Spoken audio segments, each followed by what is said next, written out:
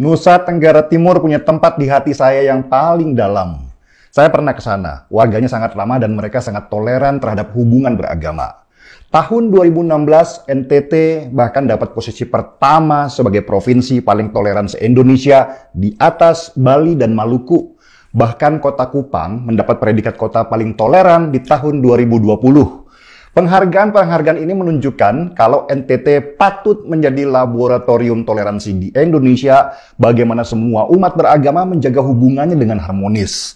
Mereka bisa memisahkan dengan jelas antara hubungan dengan Tuhan dan hubungan sosial antar sesama manusia. Bahkan mereka bisa menggabungkannya dengan prinsip bahwa semua makhluk di dunia adalah ciptaan Tuhan, sehingga harus dijaga dan dihormati apapun keyakinannya.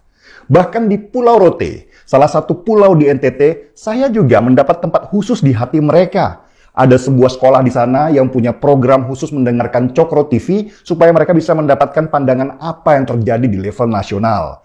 Ini penting buat mereka supaya jangan salah menilai kebijakan pemerintah pusat di tengah hoax yang terus merajalela di media sosial. Juga supaya mereka tidak ketinggalan informasi dan meluaskan wawasan sehingga tidak terjadi kesenjangan komunikasi dengan kita-kita yang ada di kota besar.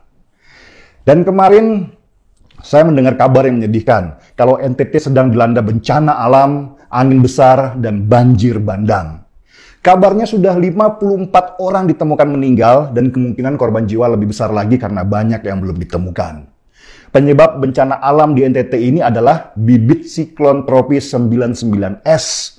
Indonesia menamakan badai ini dengan nama Seroja. Pemberian nama badai dengan wanita ini persis seperti yang dilakukan Amerika yang selalu menamai badai yang mematikan dengan nama wanita seperti Katarina, Emily, Agnes, Irma, dan Maria.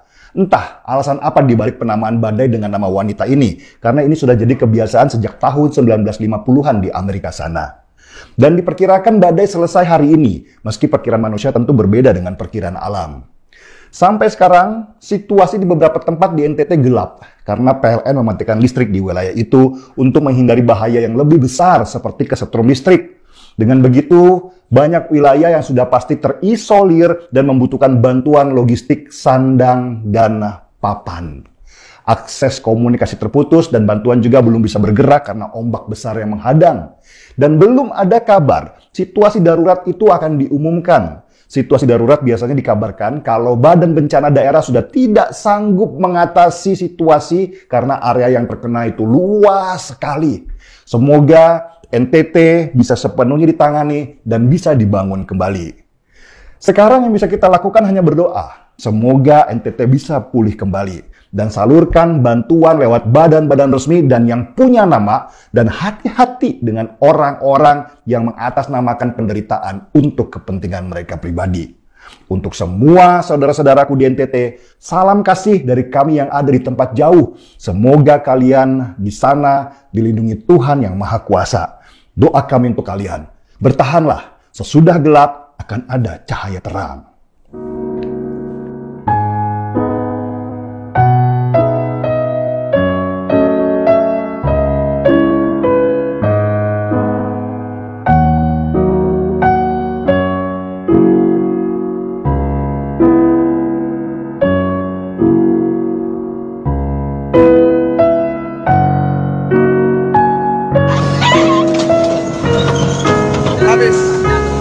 Habis.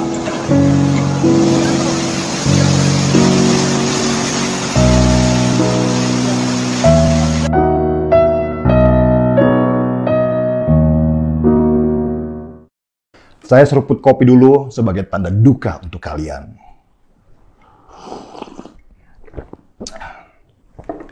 Mari kita semua berdoa untuk saudara-saudara kita yang tertimpa bencana. Mari kita bongkar semua. Saya Denny Siregar, kita di acara Timeline.